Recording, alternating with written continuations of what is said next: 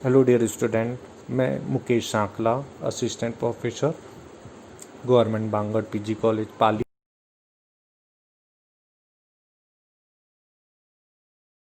आज का हमारा यह ई लेक्चर ऑडिटिंग सब्जेक्ट में book keeping, auditing and accounting के डिफरेंसेस के ऊपर हैं, जिसमें हम आज आप देखेंगे कि पुस्तपालन और अंकेक्षण में क्या अंतर है, लेखांकन एवं अंकेक्षण में क्या अंतर है, और उसके बाद हम तीनों अकाउंट कीपिंग एंड ऑडिटिंग, इन तीनों में क्या डिफरेंस है, अंतर है, उसके बारे में आज हम आपको यह वीडियो देंगे।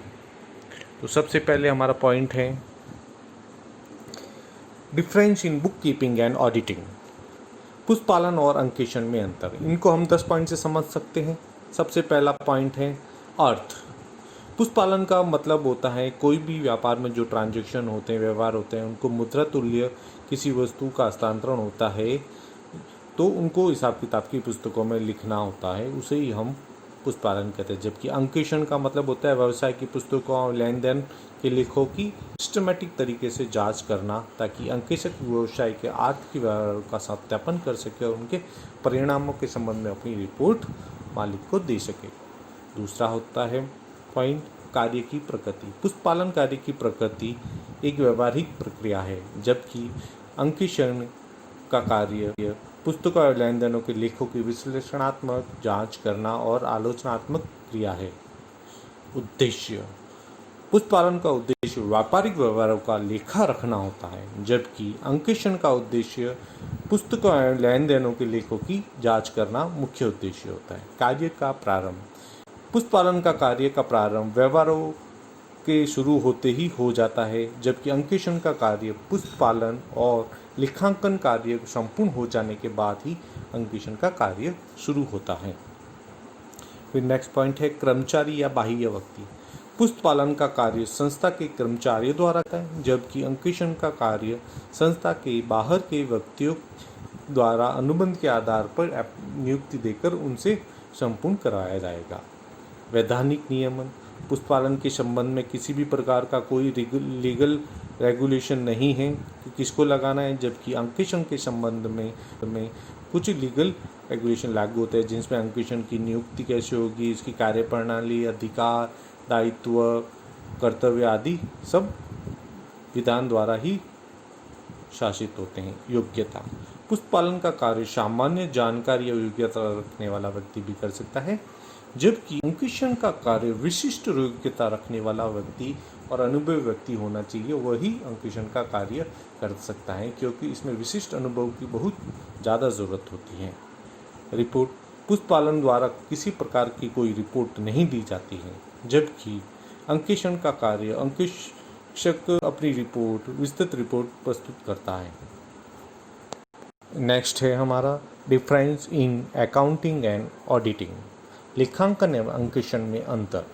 इसमें हम काफ़ी सारे पॉइंट हैं, लगभग 10 पॉइंट के आधार पर हम यह बता सकते हैं कि लेखांकन और अंकेक्षण, अकाउंटिंग एंड ऑडिटिंग में क्या फ़र्क होता है। पहला पॉइंट होता है मीनिंग, अर्थ। लेखांकन का अर्थ एक कला से है जिसके द्वारा वित्तीय लेन देनों को, घटनाओं को मुद्रा के रूप में लेखाबद्ध किया जा सकता है, उनको मुद्दों से वर्गीकृत संक्षिप्त किया जाता है। जबकि अंकेक्षण का कार्य व्यवसाय की पुस्तकों और लेन देनों की जांच करने से होता है, ताकि अंकेक्षक व्यवसाय के बारे में अपनी आर्थिक रिपोर्ट प्रस्तुत कर सके। प्रारंभ एवं समाप्ति। लेखांकन पुस्तपालन की समाप्ति पर प्रारंभ होता है, जबकि लेखांकन की समाप्ति पर अंकेक्षण प्रारंभ होता है। उद्देश्य। लेखांकन का उद्देश्य व्यावसायिक लेन देनों का सारांश लिखना और खाते बनाना वगैरह होता है, और उनका विश्लेषण किया जा सके और आर्थिक स्थिति का पता लगाया जा सके। जबकि अंकेक्षण का उद्देश्य लेखापाल द्वारा जो खाते तैयार किए जाते हैं उनके बारे में सत्यता और नियमानुसारता की जांच करना और प्रमाणित करना होता है। कार्य क्षेत्र। लेखांकन का कार्य क्षेत्र उस व्यवसाय और संस्था के संपूर्ण लेखों को तैयार करने तक सम्मिलित हैं, जबकि अंकेक्षण का कार्य क्षेत्र नियोक्ता एवं अंकेक्षक के मध्य किया गया और वैधानिक अंकेक्षक के क्षेत्र में विधान द्वारा निश्चित किया गया होता है। सिद्धांत। लेखांकन में तलपट फाइनल अकाउंट में हम कह सकते हैं trading account, P&L account, balance sheet वगैरह आदि होते हैं। बनाने के लिए निश्चित सिद्धांतों का पालन किया जाता है, जबकि अंकेक्षण में भी कुछ सिद्धांत तो निश्चित हैं, किंतु व्यापार की परिस्थितियों और हालात को देख उसमें सुधार कर सकता है या परिवर्तन कर सकता है। नेक्स्ट पॉइंट है लेखांकन एवं अंकेक्षण का ज्ञान, नॉलेज ऑफ अकाउंटिंग और ऑडिटिंग। लेखांकन के लिए अंकेक्षण का ज्ञान होना आवश्यक नहीं है, जबकि एक अंकेक्षक के लिए लेखांकन का पूर्ण ज्ञान होना आवश्यक होगा, क्योंकि अगर उसे लेखांकन का ज्ञान नहीं होगा तो वो गबन, कपट, त्रुटि, जो भी अशुद्ध वगैरह है वह पकड़ नहीं पाएगा, अन्यथा वह अंकेक्षण का कार्य नहीं कर पाएगा। नेक्स्ट पॉइंट होती है क्वालिफिकेशन, योग्यता। लेखांकन का कार्य विषय ज्ञान दक्ष अनुभवी व्यक्ति ही कर सकता है, जबकि अंकेक्षण का कार्य चार्टर्ड अकाउंटेंट ही कर सकता है। नेक्स्ट है अपॉइंटमेंट, नियुक्ति। लेखांकन लेखापालक संस्था का कर्मचारी होता है, जिसकी नियुक्ति मासिक वेतन के आधार पर की जाती है, जबकि अंकेक्षक संस्था का कर्मचारी नहीं होता है और इसकी नियुक्ति केवल 1 वर्ष के लिए ही होती है।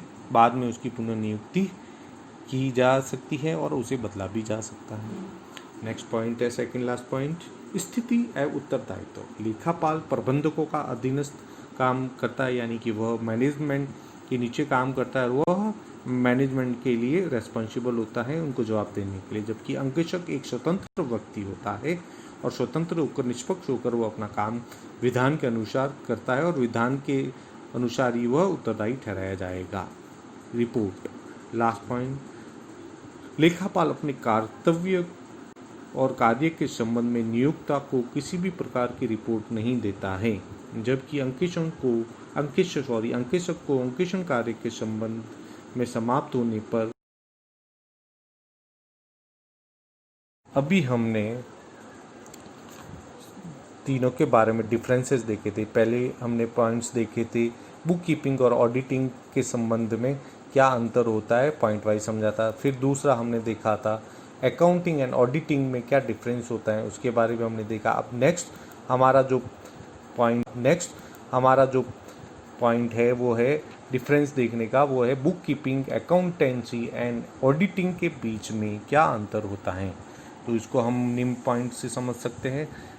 पहला पॉइंट है अर्थ पुष्पालन का। जैसे मैं आपको बता चुका हूं कि पुष्पालन का अर्थ उन सभी व्यापारिक व्यवहारों को जिनमें मुद्रा तुल्य किसी वस्तु का हस्तांतरण होता है, हिसाब किताब लिखने का सही से लिखने का कला है। जबकि लेखांकन का अर्थ कला है जिसके द्वारा वित्तीय लेन देन और घटों को मुद्रा में लेखाबद्ध वर्गीकृत संक्षिप्त करने का कार्य होता है। जबकि अंकेक्षण में पुस्तकों, प्रमाणों को और व्यवसाय में किए गए विभिन्न लेन देनों की जाँच करना अंकेक्षक उसको सत्यापित कर सके और रिपोर्ट दे सके। उद्देश्य, पुष्पालन का उद्देश्य वित्तीय प्रकृति के लेन देनों का लेखांकन करना होता है। लेखांकन का उद्देश्य व्यवसाय के शुद्ध परिणामों को, वित्तीय स्थिति को ज्ञात करना होता है, जबकि अंकेक्षक का उद्देश्य संस्था द्वारा तैयार किए गए वित्तीय विवरणों की सत्यता और नियमानुकूलता की प्रमाणित करना होता है। अवस्था, पुष्पालन एक प्रारंभिक अवस्था है, लेखांकन द्वितीय अवस्था है और अंकेक्षण तृतीय और अंतिम अवस्था है। कार्य क्षेत्र, पुष्पालन में वित्तीय प्रकृति के लेन देनों की पहचान, लेन देनों को मुद्रा में मापन करना, लेखांकन एवं खाता बही में खतौनी करना और वर्गीकरण करना आदि सम्मिलित है। जबकि लेखांकन के कार्य क्षेत्र में उस व्यवसाय और संस्था के संपूर्ण लेखों को तैयार करना होता है, जबकि अंकेक्षण में कार्य क्षेत्र के संबंध में निर्धारित नियोक्ता और अंकेक्षक के मध्य किया जाता है तथा वैधानिक अंकेक्षण में विधान द्वारा निश्चित होता है। प्रिंसिपल, सिद्धांत, पुष्पालन के स्वयं के कोई सिद्धांत नहीं है, अपितु लेखांकन के सिद्धांतों पर ही आधारित होता है। जबकि लेखांकन में तलपट और अंतिम खाते बनाने के लिए निश्चित सिद्धांत है जिनका पालन किया जाता है।